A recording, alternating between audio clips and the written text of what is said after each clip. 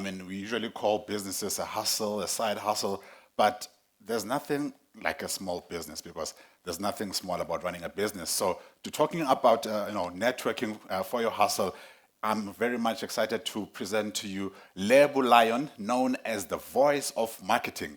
She is a marketing thought leader, new media entrepreneur, women's advocate, author, and speaker who has transformed over 10,000 small to medium sized businesses on the African continent through free online content, digital products, business events, seminars, and her leading business podcast called the Lebo Lion Show. So, ladies and gentlemen, and all our online viewers and participants, let us give a roaring welcome to Lebo Lion.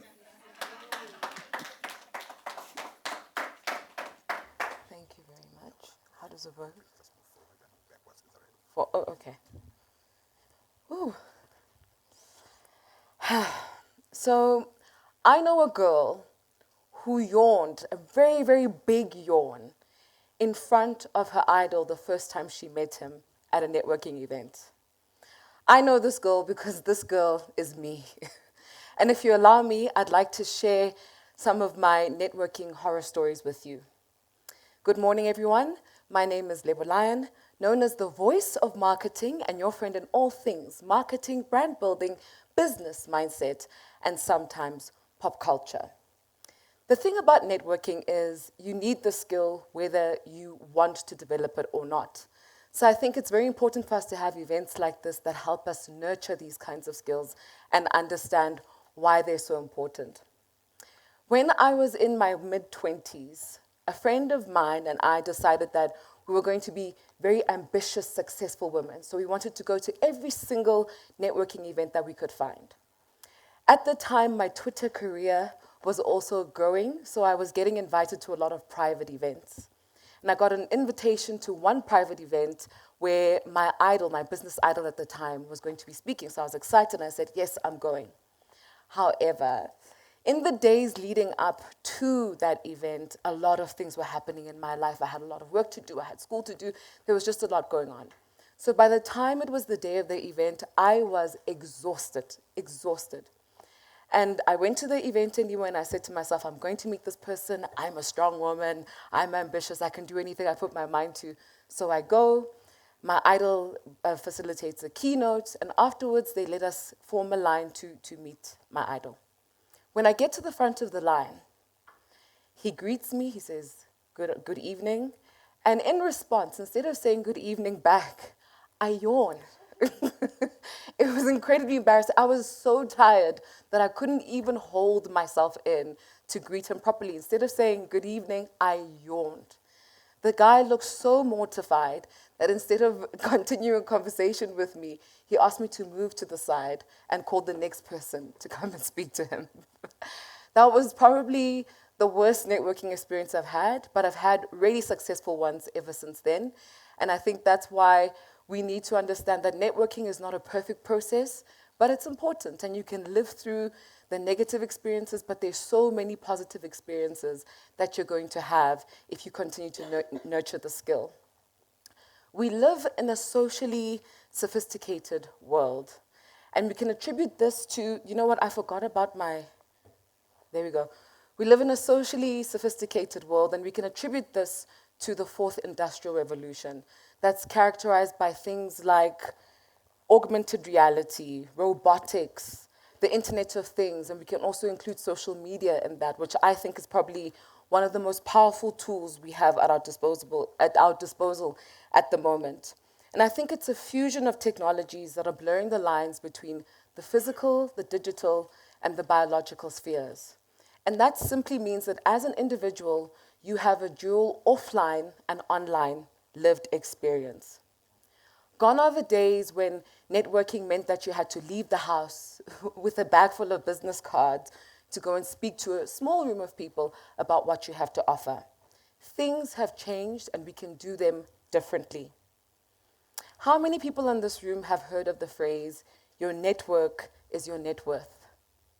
I'm sure a lot of us have. I know growing up I heard that quite often, even in university and even in business rooms now I hear this phrase. And I find that a lot of us have misinterpreted what the phrase actually means. Your network is your net worth doesn't mean that if you have a lot of money, you're a very valuable individual, or that if you spend a lot of time with important people, you become an important person.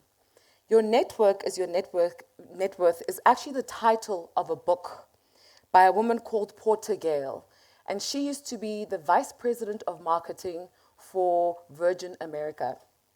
And she wrote this book because she wanted to highlight how the landscape has changed due to digital innovations. And so we have to network differently to fit the new digital landscape that we occupy. We've entered a new era, one in which shifting cultural values and the explosion of digital technology enable us to do networking in a more focused way, in a more effective way, and in more enjoyable ways. But what is networking? And I believe in definitions because I think it allows us to be on the same page. Network is simply the process of making connections and building relationships. And these connections and relationships are supposed to help us further our pursuits and have some kind of commercial gain in the process. And since we are networking in this digital age, is there a difference between the old way we used to do networking and the new way we do networking in the digital age? I'd like to believe that there's a slight difference. And if I were to create a definition for networking, I would add the fact that networking in a digital age requires you to have a personal branding mindset. And I know that's unconventional. People are thinking, why does a personal brand matter in networking? The thing about having a personal brand is that it conscientizes you to start thinking about the value that you offer in the rooms that you're in. When we are merging the online and offline spaces, it means that there's more noise, more competition, and it's much harder to be seen by the right people, even though you get more opportunities. So having a personal branding mindset allows you to ask yourself, what value am I bringing to a room? Which spaces should I be going to? You're no longer just going into rooms for the sake of there might be an opportunity. You're quite centered in your perspective about how do I go about making meaningful and commercial connections. So for you to be a person with a personal brand in rooms, you have to have that personal branding mindset. And I've come up with 3 characteristics that you need to have if you're going to be somebody with a personal branding mindset. The first one is you need to be somebody who thinks about long-term relationships, right? Networking is not about meeting someone today and just leaving it at that. You want to cultivate long-term relationships so you can get the best out of and the most out of those relationships. So you have to have a long-term relationship mindset. The second thing is you have to be value-driven. It's about an exchange of value. It's not just about what the other person can give you, but it's about what you can give the other person and how you can create meaningful things for the economies that you serve. And the third thing is you need to have an alignment mindset. You're not just going to events to meet people who seem important for the sake of it. You're actually going to spaces where you feel that there's an alignment with the people in the room. You have shared values, you have shared business principles. Whatever the case may be, it's all about alignment. It's not just about meeting people and being next to people because of their designation or their roles. So what do we do? How do we network now that we are in a digital age and we have this personal branding mindset? There are 6 characteristics or things that you can think of when you are networking in a digital age that are going to help you navigate through this landscape quite easily. The first one is you need to define your value. And in marketing, we say you need to create a USP, a unique selling proposition. You actually have to sit at home and think to yourself, what is it that I can offer the market that nobody else can? What makes me different to the next person? What is it that makes me stand out apart from everybody else? And I find that a lot of people don't ask themselves this question because they're often going to networking events thinking, I'm just going to pitch my business. But before you can pitch your business, you actually have to pitch yourself. Because business is a P2P exercise, people to people. It's not the buildings, it's not the branding, it's not the office furniture, it's people. You have to connect with the people first before they let you into their organizations. So what is it about you that makes you different from everybody else in the room? The second thing that you have to do, and I guess this one is a little bit tricky because we've never really had to do it this way until now because of the advent of social media, is you need to get social. And when I say get social, I mean you need to be on social media. You need to have a LinkedIn profile. You need to be using your Facebook and your Instagram. Remember that the social media space is actually probably the biggest marketplace in the world.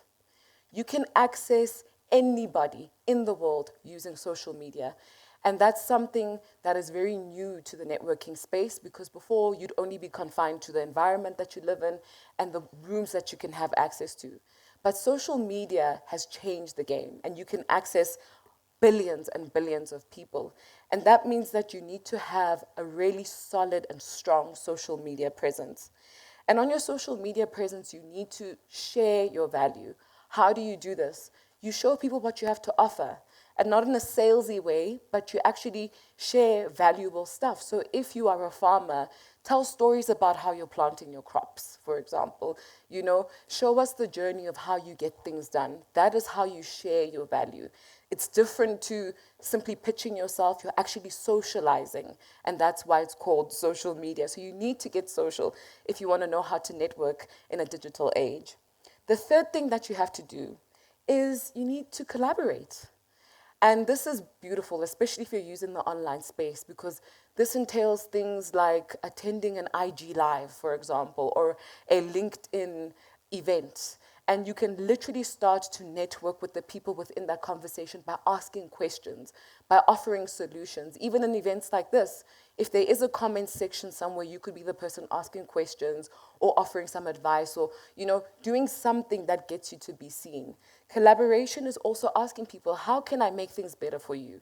Let me help you with what I have to offer without wanting anything in return. Because what this does is it exposes you to that person's networks. That's what collaboration does. It expands your opportunities for accessing opportunities because you get to meet other people's networks. And that's really powerful. The fourth thing you have to do is you have to do your research, and you have to be extremely knowledgeable. A lot of people go to networking events without doing their research on the people who are going to be there. And that really impacts your opportunities to truly connect with the people you want to connect with, because they know that you don't really know who they are, or you haven't done the work to be able to access them. So if you're going up to people and you're asking them generic questions, what inspired you? How did you get into this? I mean, you could literally Google that if you're going to an event with somebody who's notable. So always do your research, but then also be knowledgeable about your industry. Know what you're talking about so that you are a credible person, that people actually believe you when you're speaking. If you're not prepared when you go to networking events, you're not going to be able to stretch the opportunities that are accessible to you in those spaces. The fifth thing is you do need to prepare an elevator pitch. And an elevator pitch is basically a 30-second to 1-minute pitch that tells somebody who you are and what you have to offer. What people usually mistake when they create an elevator pitch is they make the elevator pitch all about their business and not the value that they have to offer. And a lot of people will say to me, okay, but what do you mean by the value that somebody has to offer? I mean, you need to sit at home and ask yourself, or in the office, what value am I offering somebody? How can I help them with one of the challenges they're facing or one of the problems that they have? And that should be the cornerstone of your elevator pitch. It's really about how can I help somebody else? And when you get their attention with how you can help them, then you can extend the conversation and have a longer one about what you really do and who you really are. But your elevator pitch is supposed to be about grabbing somebody's attention and showing them how you can be useful to them in their lives. And the last thing, which is, I think, really underrated, is you need to be authentic. You know, when we spoke about having a personal brand mindset, we spoke about the fact that when you are going into networking spaces, you need to think about alignment, right? You're aligning with people. You're not just next to people because of their designation or how much money you think you can get from them. So being authentic forces you to connect with the right people who fit how you are as well, right? Because we're all about building long-term relationships.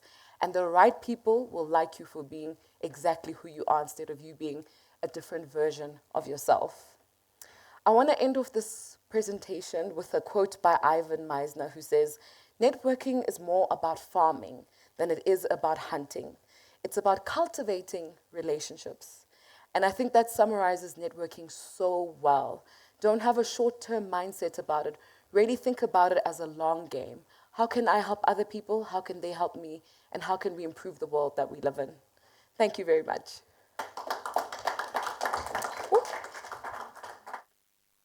Thank you so much. That is Lebo Lion talking about, relationship building, authenticity. That's very much important, and how we can effectively utilize our various social media platforms. And speaking of social media platforms, we do encourage you as our online viewers to engage with us, send those comments and questions through as we are about to go to our next segment, which is the Q&A session. We still have that 5 gigabyte data to be given away today. We are going to be giving that away to 5 lucky winners who will be interacting with us. And please do follow us, Metropolitan on Facebook, Metropolitan on LinkedIn. We are at Metropolitan ZA on X, and then Metropolitan_ZA on Instagram. Right, and as we're moving on to the next segment now, I would like to call upon all our speakers to come and join me up here at the front so that we can engage a bit and, answer some questions that have been sent through and are also going to be sent through still by our online viewers, and we'll also take questions from our guests right here in-house. So I will start with the lion herself. Lebo, please do come through. Have a seat over here. You can sit right over here. I'll reserve this one for Pumla, and I would like to call upon Grant Jacobs to come through as well. Have a seat, my good sir. Thank you so much. And Craig Morel will also be joining us together with Queen Malobane, and we also have a seat for Ntutugo Shezi, who will also be joining the panel with us. So this is where we are tackling questions based on what we have been sharing with all our viewers and all our audience that have joined us here today in terms of how do we navigate this, You're on stage, it's time for complex questions there. maze of entrepreneurship. And we know that, the internet can misbehave from time to time, especially when we're streaming live for this masterclass or for sessions like these. So if you're following us on Facebook, we're streaming live on Facebook. That seems to be very much stable, so you can follow us there and follow the conversation there. And we also do encourage you guys to participate in this discussion, as it is all about everyone attending the masterclass. So our panelists are here. We are ready to engage and to, speak about how are we going to navigate this maze. And I have a seat for our host here. Maybe Pumla from Metropolitan can actually join me here as well. And I think I also actually have Ulindiwe to come through, just to give us, a Metropolitan perspective of things. And I actually have the first question I will direct to Pumla, but I just want her to get settled a bit, to Ulindiwe. I want her to get settled a bit. And I think that will also kick us off as we are in the Q&A panel discussion. And one of the questions that came from one of our streaming participants was that, why is Metropolitan Collective Shapers focused on youth entrepreneurship? Yeah, lovely question. As Metropolitan, we believe the youth are the future. If you look at the statistics in South Africa, they make for 60% of our population. And as we all know, youth unemployment is a real thing. Unfortunately, quarter by quarter, it continues to grow. And as Metropolitan, we want to be part of the solution by making sure that we grow our entrepreneurs so they can grow their business and help their families and help their communities. We believe if we actually make this change or part of this empowerment initiative, we are able to grow the economy as well as create jobs for our entrepreneurs. That's why it's so important for us. I mean, a business that operates in a market where people can't afford even insurance is dead in the water. And if we're able to ensure that people grow financially as well and realize their dreams, and they will be able to support us as a company as well. So that's why it's super important. It's for the sustainability of our own business, but also for the sustainability of our communities. Oh, thank you so much for sharing that, Lindiwe. And I think it is, showing that the power of the collective as well in terms of when we say Sihamba Sonke as Metropolitan, we really mean that. And investing in our youth, it is definitely investing in the future. We'll also be taking the questions in-house. We have a roaming mic, and then we will be able to identify anyone who would like to pose a question to our fantastic panelists here. And the questions are coming thick and fast online. Thank you very much. We do encourage that. And I have a question for Grant. Actually, this came from one of our active online participants. And the question reads as follows. What kind of technology can be used in the agriculture space or the farming industry? This is directed to Grant. Okay, fantastic. Thank you. I think really from a technology perspective, we see it really as one on-farm technology, which can actually help you farm better. Secondly, there is processing technology, which can help you process your actual products better to be able to extricate more value. And then finally, there's market access technology. Our focus is really on the market access side. Part of our feeling is that you first need to understand if you are in fact market ready, and by actually doing that, you need to be able to access information. Information is power. Understanding your products, prices, etc. Those are in fact the different elements. And in fact, fortunately today, there's so many technology options available, especially to young farmers, to actually help them in their journey. Fantastic. Thank you so much for that, Grant. And I mean, you touched on market access, and that also, prompted a question for you, Mr. Shezi.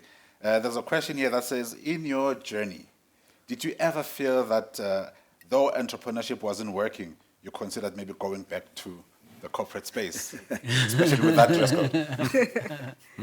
code? Yeah, there have been times where it's been really hard, and I think we shouldn't romanticize entrepreneurship too much, guys. Entrepreneurship, you need a lot of mental strength. You need to really work on your ability to withstand bad news as much as possible, because it's rejection 10 times and only acceptance once. So I think that must be accepted, guys. That entrepreneurship is hard, but I think what you can do as an entrepreneur is work on yourself, work on your psychology, work on your positivity, work on your vision, who you want to be, where you want to be. With the vision being bigger than anything in the world, anything that you come across, whether it's racism, whether it's rejection here, whether it's that, will be like, it's almost like a Sunday picnic walk, because you are like higher there in terms of where you want to go. No, thank you. And I like the emphasis that it's not a picnic. I mean, there's highs and lows, but you have to make sure that you're in it for the long haul. And Lebo Lion, there's one question for you here that just came through, especially, reflecting back to what you've shared with us a few moments ago. The question is, how important is social media or a digital marketing strategy for a business? Do I really need it? Do you need to breathe? That's how important a social media strategy is for the modern business, right? I always say to my clients, if you're not online, you don't exist. Truly. Because the online space is a marketplace. I mean, it's growing so fast, and it's got so many players that they even want to make it its own economy. That's how much money and opportunities are moving around in that space every single day. And I think maybe where a lot of entrepreneurs have challenges is that they see social media as a tool for entertainment. They think it's for young people. They don't actually see that it's actually a business tool before it's any of those things. I always say to people, I've never worked in corporate. I built my entire career on social media. My entire career. The businesses I've had, literally, everything started on social media. Yeah. So it's one of the most powerful tools you can use, and it's cost effective. You just need a bit of data in your phone, and you're good to go. Literally, I started my podcast that I've been monetizing for the past 6 years from my phone. I used to use my voice notes app, and I put things together, and I was getting paid in dollars from the second episode. Hello. So it's imperative.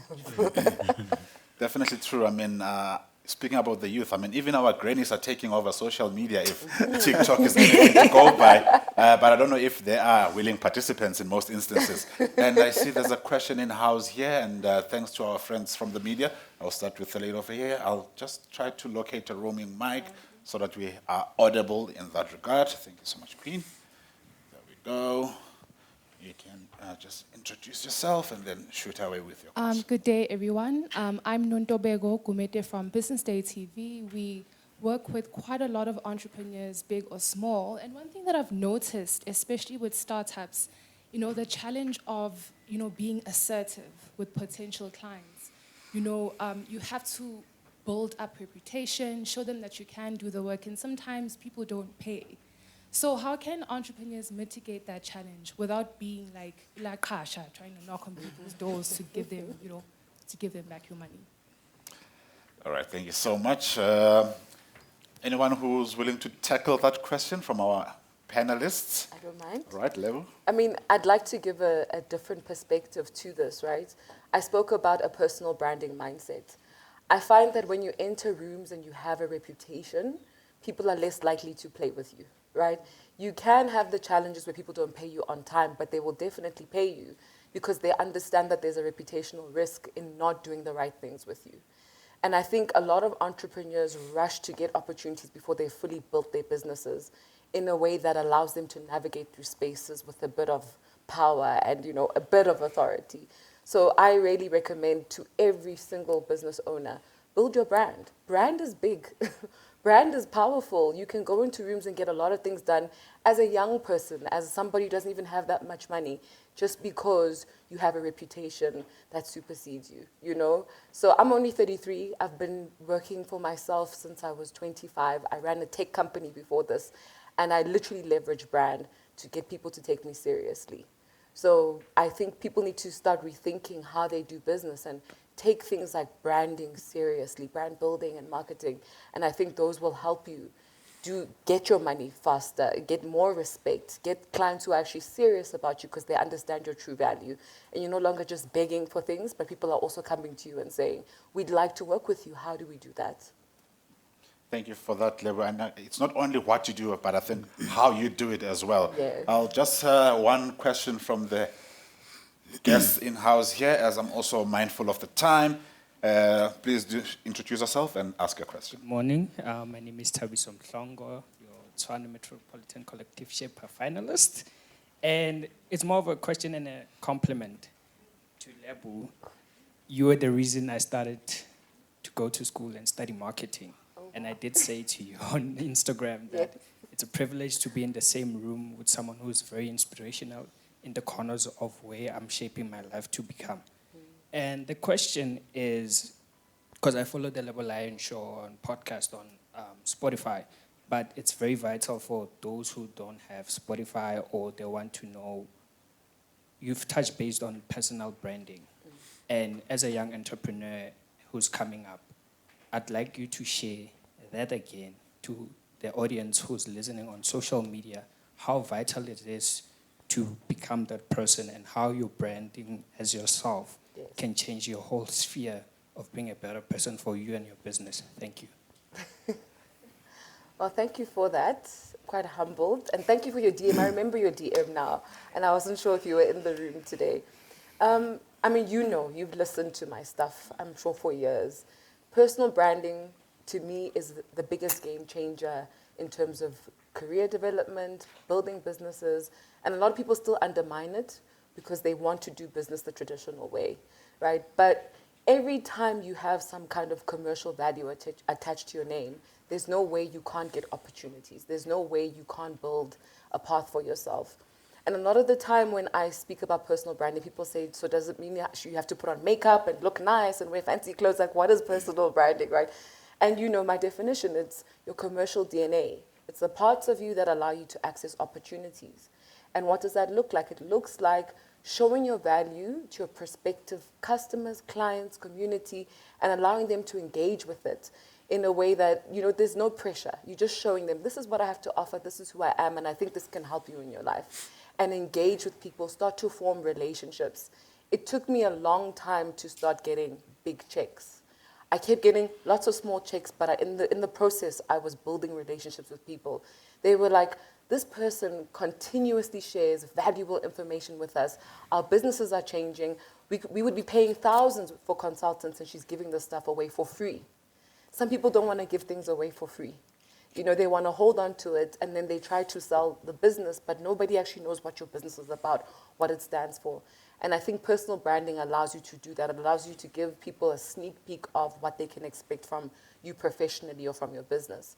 So it's important to build yourself and change your mindset about, I'm not just a human being, I'm a commercial entity. How do I exist in spaces? How do I unlock opportunities for myself in the way that I behave, in the way that I speak, in the things that I'm interested in the people that I engage with? And that's what personal branding does for you. It changes your mindset, and you start to go, I can actually make money being myself. I can actually make money. Anything I touch should be able to make money if it has my name on it or my vetting on it. And if more entrepreneurs leveraged on that, I think they would win. And you know, when I started, I used to do videos in my gym clothes.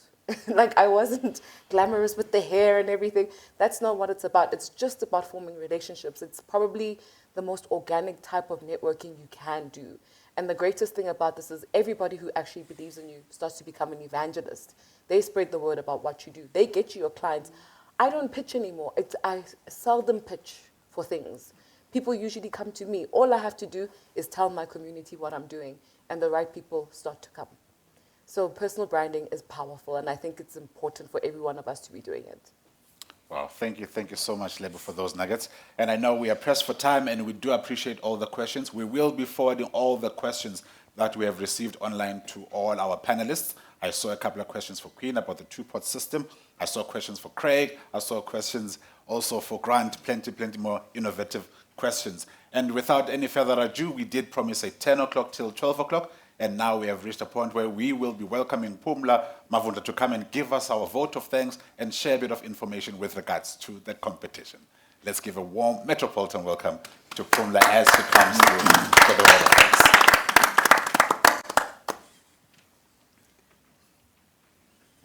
Good afternoon, everybody. My job is probably the easiest because I will be announcing the winners, but before we do the fun stuff, we need to get the serious stuff out of the way.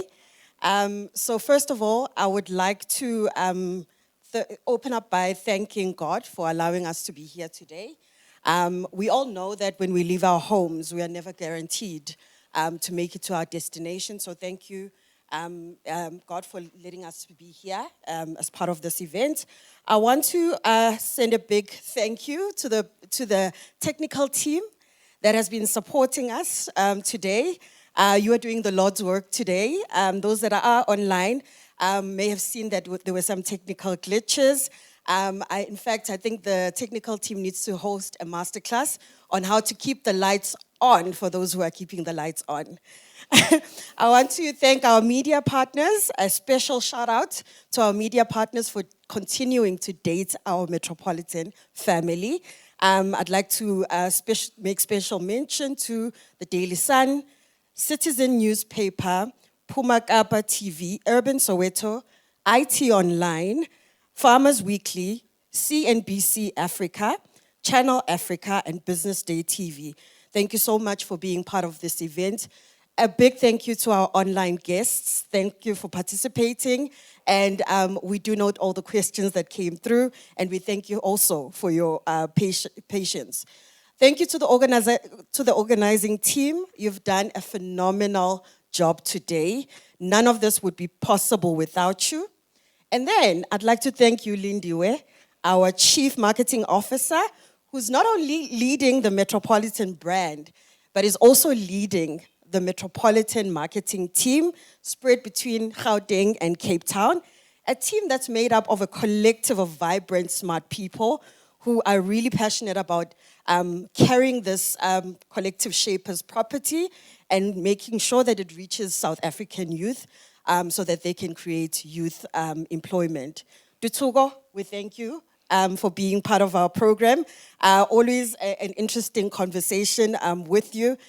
Just demonstrating also to the youth that where you're born from, whether it's Indwede, Soweto, or Imlazi, where you were born is not a definition of where you're going to end up. And that's, it's so important to legally break and enter. That's the only crime that we are looking to promote, legally breaking and entering the market. And also ensuring that when you do open the doors and the windows, that you actually leave them open for others so that more people and your collective can come along. To Grant, thank you so much for the nuggets that you shared. I think it's quite important that you spoke about trusting yourself, trusting the insights, and also the wisdom of knowing that you don't know everything, that you actually need to do your research and not make assumptions. Queen, we love you, our queen of financials at Metropolitan. What you touched on was so critical. The fact that as an entrepreneur, you're a key man, and therefore you need an advisor to create a roadmap that is going to help you to protect everything that you're building.